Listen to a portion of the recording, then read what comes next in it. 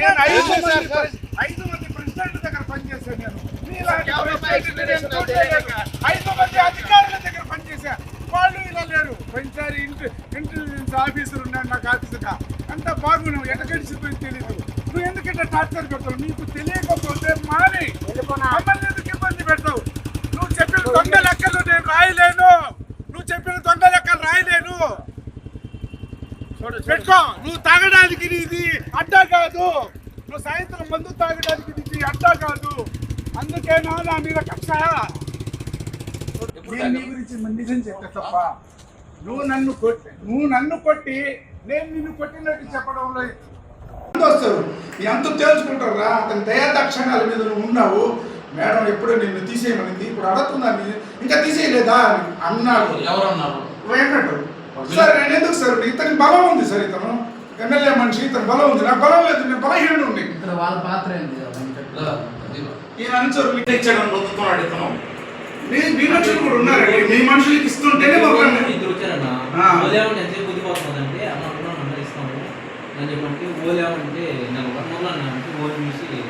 మీ మనుషులకి ఇస్తుంటే మొదలైనా నా మనుషులు కూడా అని అన్నాడు. అది ఫింగర్లు అయితే పెట్టు. వాళ్ళు వెళ్ళిపోతే మళ్ళీ పెట్టరు అని నేను మొత్తుకుంటా ఉన్నా. వాళ్ళు వెళ్ళిపోతే వాళ్ళ అవసరం తీరిపోయింది. మళ్ళీ ఎన్ని బస్తాలు అట్లనే 100 ఉన్నాయి. చల్లండి నిజానే నాకు ఆన్సర్ ఇచ్చాము, క్లియర్ అయిపోయింది, రోడ్ వచ్చేసింది, అయిపోయింది కదా. ఏముంది నోటీస్ అని నాకు ఇస్తారు, డౌట్లు వచ్చినప్పుడు ఇస్తారు, రైతులకు ఇచ్చామా లేదా అని, అది క్లియర్ అయిపోయింది కదా. అదే ఇప్పుడు నా తర్వాత అయినా మీరే సాక్షి, నిర్భయంగా మీరు రాయండి. నేను లేనప్పుడు ఇతను బలవంతం పెట్టేదే అతని ప్రాణాలు పోయినాయి అనేసి.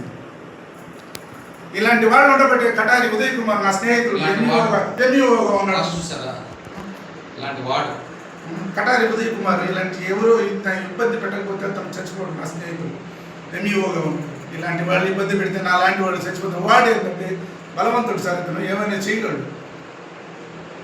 నా మీదగా సార్ పిచ్చుక మీద బ్రహ్మాస్త్రం. నీకు జీటైన వాళ్ళతో మొట్టుకొని వాళ్ళని ఇదేంటి కూర్చొని ప్రశాంతంగా కూర్చొని లెటర్లు తయారు చేసి నాకు కావాలని ఇవ్వడమే తప్పదా ఇంకేమన్నా ఉందా? నువ్వు నా పుస్తకాలు చెక్ చేయి, అకౌంట్స్ చూడు, దాంట్లో తప్పులుంటే నిలది. అదే కానీ ఇదేంటండి, ఇది మానసిక క్షోభకి నేను నా ప్రశ్నిపోయాననేసి ఏమి నాకు చెప్పడం. మీకు ఏమి చేతగాక నా మీద అది ప్రశ్నలు పోయావు, నువ్వు ఎందుకు పోయావు, ఇంకెవరని ఏంటండి. ఇప్పుడు మీరు పిలిచారు, ఎందుకు పిలిచారు ప్రెస్ వాళ్ళని? ఎవరు ఏం చేశారని చెప్పాను. మీ అనుచరులకే నేను ఎరువులు ఇచ్చాను. నేను ఏ రైతుకి ఒక్క బస్తా కూడా ఇవ్వలేదు.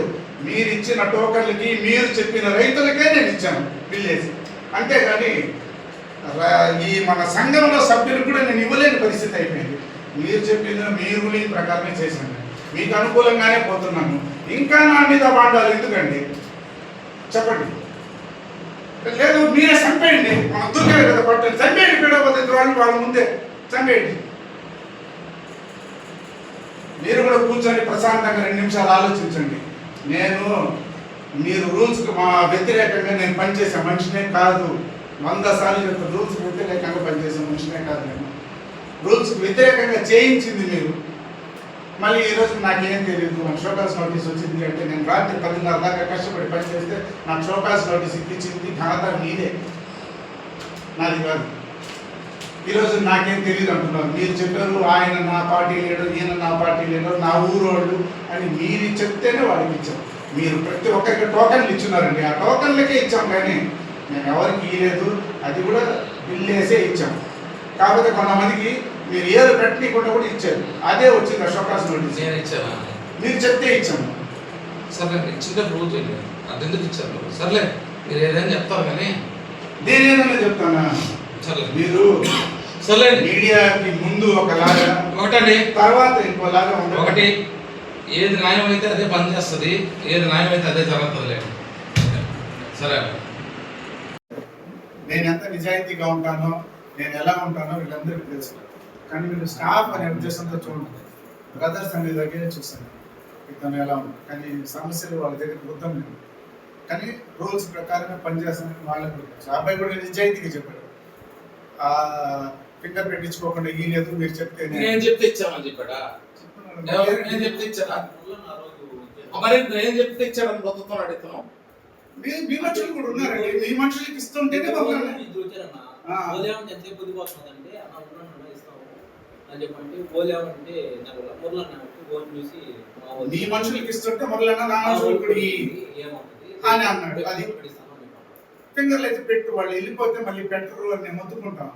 వాళ్ళు వెళ్ళిపోతే వాళ్ళ అవసరం తీరిపోయింది. మరి ఎన్ని బస్తాలు అట్లనే నోటీస్ నాకు ఇస్తారు, డౌట్లు వచ్చినప్పుడు ఇస్తారు, రైతులకు ఇచ్చామా లేదా అని అది క్లియర్ అయిపోయింది కదా.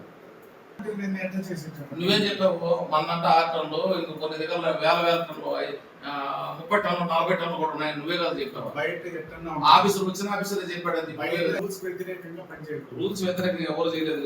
మీరు రూల్స్ కు మా వ్యతిరేకంగా నేను పనిచేసే మనిషినే కాదు. 100 సార్లు క్రితం రూల్స్ వ్యతిరేకంగా పనిచేసే మనిషినే కాదు. నేను రూల్స్ కు వ్యతిరేకంగా చేయించింది మీరు. మళ్ళీ ఈ రోజు నాకేం తెలియదు, మన షోకాస్ నోటీస్ వచ్చింది అంటే నేను రాత్రి 10:30 దాకా కష్టపడి పని చేస్తే నాకు షోకాస్ నోటీస్ ఇప్పించింది ఘనత మీదే, నాది కాదు. ఈరోజు నాకేం తెలియదు అంటున్నారు. మీరు చెప్పారు ఆయన నా పార్టీ లీడర్, ఈయన నా పార్టీ లీడర్, నా ఊరోళ్ళు అని మీరు చెప్తేనే వాళ్ళకి ఇచ్చారు. మీరు ప్రతి ఒక్కరికి టోకన్లు ఇచ్చున్నారండి. ఆ టోకన్లకే ఇచ్చాం కానీ నేను ఎవరికి ఇవ్వలేదు. అది కూడా బిల్లు వేసే ఇచ్చాం. కాకపోతే కొంతమందికి మీరు ఏరు పెట్టనీయకుండా కూడా ఇచ్చారు. అదే వచ్చింది అశోకాస్ నోటీస్. నేను ఇచ్చానా? మీరు చెప్తే ఇచ్చాం. సరే ఇచ్చింటే ప్రూవ్ చేయండి. అంతెందుకు ఇచ్చారు? సర్లే మీరు ఏదైనా చెప్తారు కానీ నేనేదన్నా చెప్తానా? సర్లే మీరు సర్లే మీడియాకి ముందు ఒకలాగా ఒకటండి, తర్వాత ఇంకోలాగా ఉండాలి. ఒకటి ఏది న్యాయం అయితే అదే పని చేస్తుంది, ఏది న్యాయం అయితే అదే జరుగుతుంది లేదు. సరే గుండె సమస్యలకు ప్రతి సెకను విలువైనది.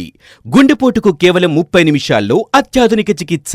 ప్రముఖ కార్డియాలజిస్ట్ డాక్టర్ నాగేంద్ర కులారి గారి ఆధ్వర్యంలో 24/7 అత్యాధునిక ఎమర్జెన్సీ హార్ట్ కేర్ వైద్య సేవలు. Advanced cath lab, ICU care unit. NL hospitals Nellore. For emergencies call 9966 801 108 0861